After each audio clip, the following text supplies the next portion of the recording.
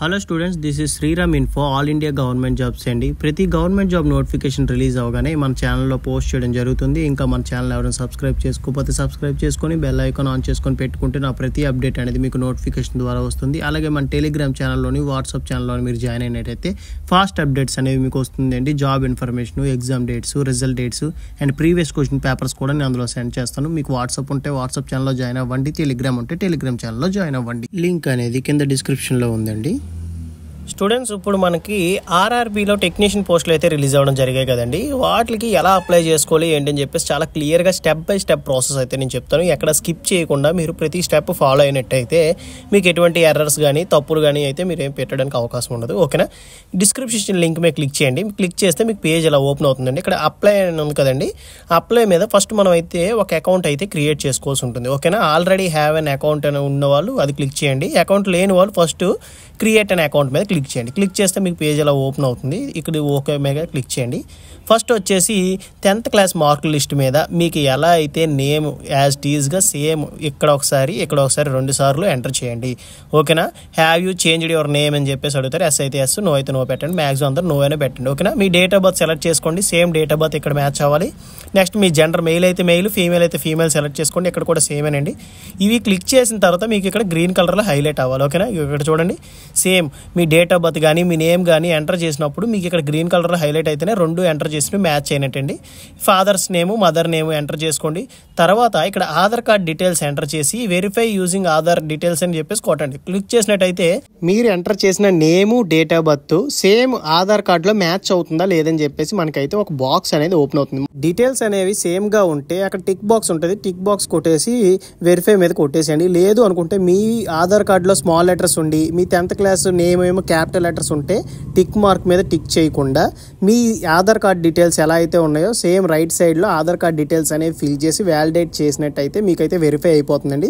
తర్వాత వచ్చేసి మీ email ID, mobile number ఇచ్చేసి జనరేట్ ఓటీపీ మీద క్లిక్ చేసినట్లయితే మీ ఈమెయిల్ ఐడికి, మొబైల్ నెంబర్కి ఓటీపీస్ అయితే వస్తాయండి. ఆ ఓటీపీ ఎంటర్ చేసిన తర్వాత పాస్వర్డ్ ఒకటి క్రియేట్ చేసుకోండి. క్రియేట్ చేసుకున్న తర్వాత క్యాప్చర్ ఎంటర్ చేసి క్రియేట్ అనే అకౌంట్ మీద క్లిక్ చేసినట్టయితే మీకు అకౌంట్ అనేది క్రియేట్ అయిపోతుంది. అకౌంట్ అనేది క్రియేట్ అయిపోయిన తర్వాత మళ్ళీ బ్యాక్ చేసుకొని ఇక్కడ అప్లై ఉంది కదండి, అప్లై మీద ఆల్రెడీ హ్యావ్ అన్ అకౌంట్ మీద క్లిక్ చేయండి. క్లిక్ చేసినట్టయితే మీ మొబైల్ నెంబర్ కానీ ఈమెయిల్ ఐడి కానీ ఏదైనా ఇవ్వచ్చు. పాస్వర్డ్ ఏదైతే క్రియేట్ చేసుకున్నారో అదే ఎంటర్ చేయండి. తర్వాత క్యాప్చర్ ఎంటర్ చేసి లాగిన్ మీద క్లిక్ చేసినట్టయితే తర్వాత స్టెప్ అయితే మీకు స్టార్ట్ అవుతుంది. మీరు ఒకవేళ పాస్వర్డ్ మర్చిపోయినట్టయితే ఇక్కడ ఫర్గట్ పాస్వర్డ్ మీద క్లిక్ చేస్తే మీ ఈమెయిల్ ఐడి కానీ మొబైల్ నెంబర్ కానీ ఓటీపీ వస్తుంది. అది యూస్ చేసుకొని మీరు పాస్వర్డ్ కూడా మళ్ళీ రికవర్ చేసుకోవచ్చు. లాగిన్ అయిన తర్వాత మీకు పేజ్ వచ్చేసి ఇలా ఓపెన్ అవుతుందండి. ఇక్కడ జనరల్ ఇన్స్ట్రక్షన్స్ మాట ఇవన్నీ. ఒకసారి ఈ జనరల్ ఇన్స్ట్రక్షన్స్ అన్ని అప్లై చేసే ముందు ఒకసారి చదువుకోండి. మనకి ఎగ్జామ్ అనేది 13 రీజనల్ ఇండియన్ లాంగ్వేజ్లో ఉంటుంది అని చెప్పేసి మనకి జనరల్ ఇన్స్ట్రక్షన్స్లో చాలా ఇచ్చారు. ఇవన్నీ ఒకసారి చదువుకోండి. తర్వాత ఇక్కడ ఆన్లైన్ అప్లికేషన్ మీద క్లిక్ చేస్తే మీకు పేజ్ ఇలా ఓపెన్ అవుతుందండి. ఇది వచ్చేసి మనకి ఆన్లైన్ అప్లికేషన్ అనమాట. ఇక్కడ మనకి ఏంటంటే టెక్నీషియన్ గ్రేడ్ 1లో చూసుకున్నట్టయితే ఇంపార్టెంట్ ఇన్స్ట్రక్షన్స్ అండ్ నెక్స్ట్ ఇది వచ్చేసి మనకి ఏంటంటే ఆర్ఆర్బీ బోర్డు అండి. ఏ బోర్డుకి మనం అప్లై చేస్తున్నాం ఏంటి అని చెప్పేసి. ఓకేనా? మనం రిక్వైర్డ్ బోర్డు అనేది సెలెక్ట్ చేసుకొని ఇక్కడ I'm not currently debarred by any RRB or RRC అంటే మనం ఏ ఎగ్జామ్లో కూడా డిబార్ అవ్వలేదని చెప్పేసి ఆ టిక్ బాక్స్లో మనం టిక్ చేసుకొని చెప్పేసి. ఓకేనా? ఇది వచ్చేసి మనకి గ్రేడ్ 1 సిగ్నల్ అండి. నెక్స్ట్ చూసుకున్నట్టయితే గ్రేడ్ 3కి ఎవరైతే అప్లై చేస్తున్నారో అది వచ్చేసి కిందన. ఓకేనా? 2 అప్లికేషన్ ప్రాసెస్ సేమేనండి. నేను టెక్నీషియన్ గ్రేడ్ 1కి నేనైతే ఎక్స్ప్లెయిన్ చేస్తాను. మీకు ఇంకా ఏమైనా డౌట్ ఉంటే టెక్నీషియన్ గ్రేడ్ 3లో మీరు నాకు కింద కామెంట్ బాక్స్లో కామెంట్ చేయండి, మీకు నేనైతే రిప్లై ఇస్తాను. మీ బోర్డు అనేది సెలెక్ట్ చేసుకున్న తర్వాత మీకు పేజ్ ఇలా ఓపెన్ అవుతుందండి. ఇక్కడ మనం చూసుకోవచ్చు. ఫస్ట్ వచ్చేసి మనకి పర్సనల్ డీటెయిల్స్ ఫిల్ చేయాలి. తర్వాత other details, education qualification details, next documents అనేవి అప్లోడ్ చేసి తర్వాత ప్రిఫరెన్స్ అనేది మనం పెట్టుకోవాల్సి ఉంటుందండి. ప్రతి ఒక్కటి నేను స్టెప్ బై స్టెప్ క్లియర్గా ఎక్స్ప్లెయిన్ చేస్తాను. మీరు వీడియో అక్కడ స్కిప్ చేయకుండా లాస్ట్ వరకు చూడండి. మనకి ఏంటంటే పర్సనల్ డీటెయిల్స్ అండి. పర్సనల్ డీటెయిల్స్లో మ్యారీడా అన్మ్యారీడా అడుగుతుంటారు, అది ఇచ్చండి. మీ రిలీజియన్ అనేది సెలెక్ట్ చేసుకోండి, హిందూ, ముస్లిం, క్రిస్టియన్ అది. అండ్ నెక్స్ట్ మన లాంగ్వేజ్ అనేది సెలెక్ట్ చేసుకోండి ఎగ్జామినేషన్లో. ఓకేనా? తెలుగు అయితే తెలుగు సెలెక్ట్ చేసుకోండి అండ్ ఇంగ్లీష్ అయితే ఇంగ్లీష్. మీ సూటబుల్ లాంగ్వేజ్ అనేది మీరైతే ఇక్కడ సెలెక్ట్ చేసుకోండి. తర్వాత ఇక్కడ వచ్చేసి మనకి ఏంటంటే 10th క్లాస్ మార్కుల లిస్ట్ మీద మనకేంటే విజిబిలిటీ మార్క్స్ అంటే పుట్టు మచ్చలండి. ఓకేనా? 10th క్లాస్ మార్కుల లిస్ట్ మీద ఎలా అయితే ఉందో సేమ్ యాజ్ టీజ్ ఇక్కడ ఇచ్చేసండి. నెక్స్ట్ మీ కమ్యూనిటీ అనేది సెలెక్ట్ చేసుకోండి. సెలెక్ట్ చేసుకున్న తర్వాత మీ present address, permanent address enter చేసి ఇక్కడ సేవ్ మీద క్లిక్ చేసిన తర్వాత నెక్స్ట్ స్టెప్ మీదకి వెళ్తుంది. ఓకేనా, నెక్స్ట్ మీద క్లిక్ చేస్తే నెక్స్ట్ స్టెప్ అండి. నెక్స్ట్ వచ్చేసి మనకి అదర్ డీటెయిల్స్ అండి. ఓకేనా, అదర్ డీటెయిల్స్ లో చూసుకున్నట్టయితే ఎక్స్ సర్వీస్ మానా కాదా లేదో అడుగుతున్నారు. నెక్స్ట్ పీడబ్ల్యూబీడీ ఎస్ఆర్ అయితే ఎస్, నో అయితే నో ఇచ్చుకోండి.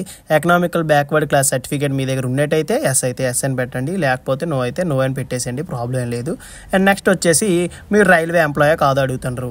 అండ్ నెక్స్ట్ అప్రెంటిస్షిప్ చేశారా లేదని చెప్పేసి. ఓకేనా, ఇవన్నీ మీరు సెలెక్ట్ చేసుకోండి, ఇవన్నీ ఈజీగా ఉంటుంది. నెక్స్ట్ వచ్చేసి మన బ్యాంక్ డీటెయిల్స్ అండి. ఇవి వచ్చేసి మనకి ఏంటంటే మన ఫీజు పే చేస్తే మనకి ఎగ్జామ్ అటెండ్ అయినట్టయితే మనకి రీఫండ్ అయితే పడుతుంది కదండి, దాని యొక్క డీటెయిల్స్ మాట. ఫస్ట్ అకౌంట్ హోల్డర్ నేము, account number, next same account number confirm చేసుకోండి. ఐఎఫ్ఎస్సి కోడ్ ఎంటర్ చేసుకున్న తర్వాత కన్ఫర్మ్ చేస్తే మీ బ్యాంక్ డీటెయిల్స్ అనేవి వచ్చేస్తాయి. తర్వాత ఈ డీటెయిల్స్ అన్ని మీరైతే సేవ్ చేసుకోండి. తర్వాత నెక్స్ట్ మీద క్లిక్ చేయండి. నెక్స్ట్ వచ్చేసి అదర్ డీటెయిల్స్ అయిపోయింది చూసారు, లైట్ గా హైలైట్ అయింది కదా, ఇది ఎడ్యుకేషన్ క్వాలిఫికేషన్ అండి, ఇంకా హైలైట్ అవ్వలేదు. ఇక్కడ వచ్చేసి మన 10th క్లాస్ మీద సెలెక్ట్ చేసి ఆల్రెడీ ఉంది కదా, మీ state, district, board, next year of passing and roll number మీద క్లిక్ చేసిన తర్వాత యాడ్ అని కొడితే మీ డిప్లొమా అయితే డిప్లొమా, డిగ్రీ అయితే డిగ్రీ, ఇంజనీరింగ్ అయితే ఇంజనీరింగ్ అండి, గ్రేడ్ 1 టెక్నీషియన్కి ఎలిజిబిలిటీ కదా, యాడ్ చేసినట్టయితే మీ ఎడ్యుకేషన్ క్వాలిఫికేషన్ ఎంటర్ చేసి సేవ్ మీద క్లిక్ చేసి మళ్ళీ నెక్స్ట్ మీద క్లిక్ చేయండి. తర్వాత వచ్చేసి మనకి ఎడ్యుకేషన్ క్వాలిఫికేషన్ డీటెయిల్స్ అయిపోయింది కదా, తర్వాత అప్లోడ్ చేయాల్సిన డాక్యుమెంట్స్ అండి. ఇక్కడ చూసుకున్నట్టయితే మన ఫోటో అయితే అప్లోడ్ చేయాల్సి ఉంటుందండి. చూడండి అక్కడ శాంపుల్ ఫోటో అని ఉంది కదా, దాని మీద ఓపెన్ చేసి చూపిస్తాను. మనకి ఇంటూ మార్క్ మీద ఉన్నాయి కదండి, ఇంటూ కోటేసి ఉన్నాయంటే అలా ఉండకూడదు. ఫోటో అనేది చాలా క్లియర్గా ఉండాలి. మీ హెడ్ కానీ అండ్ నెక్స్ట్ ఒక కన్ను కనబడుతూ ఒక కన్ను కనబడకుండా స్పెట్స్ పెట్టుకొని అలాంటి ఫొటోస్ అయితే ఏమీ తీసుకోకూడదని చెప్పి ఇచ్చారు. అండ్ నెక్స్ట్ ఫోటో సైజ్ కూడా మనకి 30 KB నుంచి 70 KB లోపు అయితేనే మాత్రం ఉండాలి.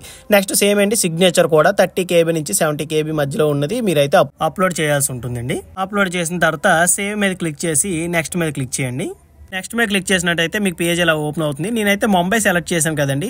ముంబైలో మీరు ఎలిజిబిలిటీ పోస్టులు అయితే మనకైతే 3 దగ్గరలో ఉన్నాయి. మనం 3 ప్రిఫరెన్స్ అయితే ఇవ్వచ్చు. ఫస్ట్ ప్రిఫరెన్స్ అని చెప్పి, సెకండ్ ప్రిఫరెన్స్ అని. ఇక్కడ ఏంటంటే మనం చూడాల్సింది మీ కేటగిరీలో ఏ బోర్డుకి అయితే ఎక్కువ పోస్టులు అయితే మనకి ఇచ్చారో ఆ బోర్డుని సెలెక్ట్ చేసుకొని ప్రిఫరెన్స్ అనేది సెలెక్ట్ చేసుకోండి. ఇక్కడ ఉన్న టిక్ బాక్స్లు అన్ని టిక్ చేసి మీ ప్లేస్ అండ్ నెక్స్ట్ డేట్ అయితే ఏం అవసరం లేదు, డేట్ ఆల్రెడీ మెన్షన్ చేశారు కాబట్టి.